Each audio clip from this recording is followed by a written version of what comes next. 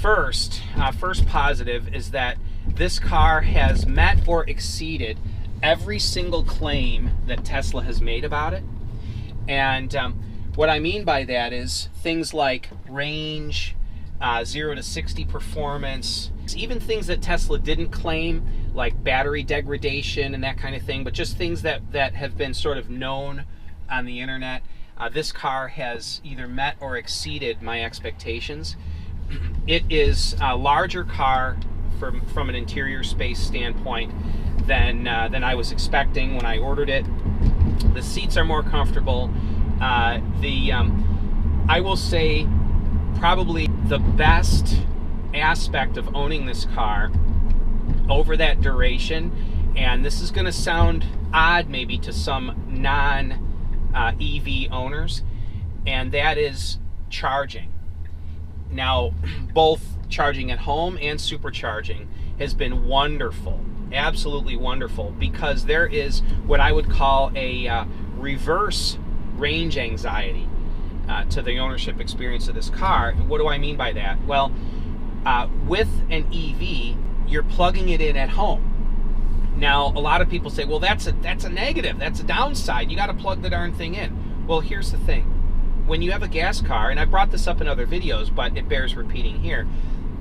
With a gas car, you're going to the gas station, gassing it up, okay, and people go, oh, it only takes a couple minutes to gas up a car, blah, blah, blah. It costs money, but it only takes a couple minutes. You don't have range anxiety in a gas car. Yeah, you do. With a gas car, range anxiety is this. Oh, crap, I have how much gas left? Geez, I've got to go out of my way, and I got to do this. Oh, man, I got to take time out of my day to do this, or I'm not going to make it to where I'm going. I have to stop somewhere for gas. But the bigger part of gas car range anxiety is getting up in the morning and going, oh, how much gas is in my car? You go out to your car, oh, I'm out of gas. Now I have to stop for gas before I get to where I'm going, and that's a constant irritant. And the reason it's an irritant with a gas car and not with an electric car is because with a gas car, you never exactly know. I mean, some people say, well, I remember how much gas I have. Well, we have a couple of gas cars, and I never quite remember how much gas is in each car. So I get in the car, and it's always this lottery of turning the car on. How much gas do I have? A quarter of a tank. Is that enough to get to where I'm going and get back home, or should I get gas first? But the biggest frustration is just getting up in the morning, going out, and you're almost out of gas. That's never a concern with an EV unless you forget to plug it in. But basically, you're normally going to be plugging an EV in at the end of each day. With this, I have it set to charge to 80%. If I want more, I'll turn it up for more, but it's set to charge daily to 80%. I get up in the morning, bing, I have 80% charge every single day. And 80% in this car is like this time of year, 240 miles of range. In the summer, more like 260. So I'm never going to use more than that in a day, even if I'm cranking the heat or the air conditioning or whatever. So every day I wake up, I have a full tank, or 80%, whatever I have it set for. With a gas car, you don't have that. So that's wonderful. Also, supercharging. I've had people with gas cars say, but that's horrible. You got to stop, you got to plug in, you got to wait. You know what, though? The interesting thing, I've only found one supercharger that was a little sketchy that I pulled into and thought, I don't like this part of town, and this is kind of weird. Generally speaking, superchargers are in good parts of town. They're also very, very clean and well kept. Every supercharger I've ever been at has been very clean, kept up very nicely. I've only ever had one stall that didn't work and one other stall that was charging at a slower rate. But other than that, every single time, and I've supercharged quite a bit, every single time I've supercharged, it's worked fine. And here's the thing. That supposed frustration of having to plug in for some long period of time, it's not what you would think. When you're on an interstate trip in a gas car, you're going to be stopping for gas and it goes quick. But here's the thing. You still have to get out and use the bathroom. You still have to stop for food anyway. And I always, with a gas car, I always feel rushed, you know. Come on, everybody, go to the bathroom. Whenever I'm gassing up, we got to get, back on the road. Let's go, go, go, go, go. We got to go. I'm so feverish about stopping for gas and let's get back on the road quickly. And it's just the way I am. I'm not going to waste time when I'm stopped. But if I have to take some time anyway, which you do with charging, and the average supercharging stop for me is probably 25 minutes, we'll drive for 3 hours, stop for 25 minutes and charge. Drive for 3 hours, stop for 25 minutes to charge. And the beauty of that is, since you have to stop for 25 minutes, it forces you to get out of that feverish mindset. And now other people may not be that way, but I am. That feverish, I got to get to where I'm going mindset. You have to stop to charge anyway. So it forces you to just kind of take a deep breath and relax. Nearly all superchargers are located by either large department stores, Hy-Vee or Meijer or that kind of store, or near little mini malls, and you can go and get a bite to eat, or stop at a bookstore and read a little bit or something, or just, if the weather's nice, go for a walk. We've done that before. Plug in for 25 minutes, get a couple thousand steps going for a walk. And so I've learned to enjoy the supercharging stops. I look forward to them. Hey guys, we're stopping in 30 minutes. We got to charge, and it says it's going to take 26 minutes at this charging stop. What do you want to do? Do you want to grab a bite while we're there? There's a Culver's there. Do you want to just go for a walk? What do you want to do? So it becomes an occasion within your trip to stop and charge. And I'm sure haters will say things like, well, that's just, you're trying to pacify yourself and make yourself feel good about the fact that you have to stop to charge. Huh? Maybe. But all I know is through the referral program, I have currently 91,000 free charging miles, so I don't pay for charging. But even if I was, which I did early on, have to pay for charging, it's so cheap compared to gas. You're stopping for a few dollars of electricity, and you get to relax a bit and regain a couple hundred miles of driving range. It's wonderful. So all of that to say, this car has far exceeded my expectations. Do I have the Tesla fanboy thing going on? Absolutely. I will say that I do. However, I'll say that the fanboy aspect of owning this car, it is a thing. It really is. But it's only a small aspect of it. The main point, or the main benefits or joys of owning this car are the lack of maintenance. And I've been just brutally honest with you guys about the issues I've had with the car. So you'd say, well, what do you mean lack of maintenance? Well, let me explain.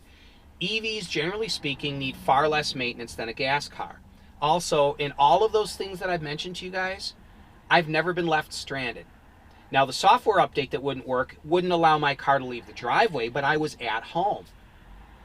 The car's never yet broken down on the road requiring a tow. And now it's only got 70,000 miles on it, but still, that's 70,000 miles. And I mean, it's just been wonderful. With a gas car, I would have had to have had numerous, probably a dozen or more oil changes by now.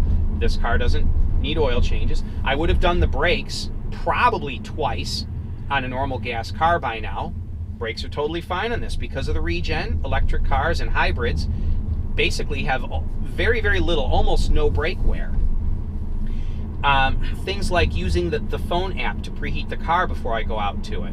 Wonderful thing. And some gas cars you can do that with too, but this is one blessing of owning a Tesla. And back when I bought this car, I don't think there were any gas cars that you could do that with. The performance.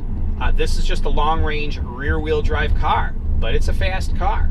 The handling, oh my gosh, this thing is just awesome. So all of those things, it's comfortable, the tech is wonderful, the tech is stable. I mean, again, early on I had to recycle the screen all the time, but that's gone. Now the technology is very stable. Autopilot, oh my gosh, absolute, positive, phenomenal addition to my life. I can't possibly say enough good about autopilot. So it has been a wonderful thing. Also, I feel as though at 70,000 miles, the other service vehicles I've had, by 70,000, I'm looking at them going, it's kind of becoming a bit of a used car, you know? And this thing is still like brand new. When I wash it, it looks new. It still drives new. It has that new feel to it still. And I fully expect to keep this car for 250,000 miles. And I'll get another Tesla, or maybe I'll get another Tesla before that, especially if I get the Roadster and flip it, who knows. But if I get another Tesla, I'm probably not going to get rid of this one. We'll probably keep this car for 250,000 miles, and then maybe one of my kids will buy it from me or something. But I plan to keep this car long term. So anyway, that is my lengthy explanation of the ownership experience of having a Tesla Model 3 through 70,000 miles. I know I'm not the highest mile Model 3 out there, but I'm one of the highest Model 3s that post frequently on YouTube. So I wanted to give my take on this. Also, I'm just very open and honest with problems that I've had with the car. I think a lot of fanboys don't want to bring up any problems at all and want to make it seem like owning a Tesla is just nothing but peaches and cream and there's no issues. That's not the case at all. It's a mechanical device. It's not just electronics, it's a mechanical device. There are going to be issues. So anyway, oh, and I've never changed wiper blades yet, which is shocking. All of my other cars I would have changed a set or two by now. So anyway, that's it for me for today. Go ahead and let me know if you guys have any questions. If you'd like to support the channel, I do have a Patreon link in the description below. I don't mean to sound like I'm begging, but I've had a number of people say you should have Patreon. I'm like, I put a link in every video and they said you should mention it. So I'm mentioning it. Screen mount kits. There's a lot of exciting stuff going on with those. Look for an update video on that. But otherwise, as always, go ahead and subscribe, click the notification bell. And one last thing, I would say if somebody's asking about should they, they're on the fence, should they buy a Tesla, should they not? Here's the thing. I'd say if money is really tight and you don't drive very many miles, then from a pure financial standpoint, you may be able to get a car that is less costly to operate on a month-to-month basis. But if you're not in that category, if you are an individual that is can afford to spend a little bit more, and you can get a Model 3 for under 40 grand, but still most people are going to pay in the mid 40s to 50 for one with a few options on it. If you can afford that, and or if you drive a lot of miles, let's say you're looking just to buy something like a Camry, good car, or an Accord, again, good car, but let's say you drive a lot of miles. Say you're driving 25, 30,000 miles a year. Well, you might want to look at a Model 3, because even though it's going to cost you more, you will save a lot in gas if you're driving a lot of miles. So my advice, I'm not going to say a Tesla is the right car for everybody. Not going to say that, but I will say for most people, this car can be the best choice you can make. It has been the single best business decision I've ever made buying this car as a self-employed person. So anyway, those are some thoughts on should you buy a Tesla or not.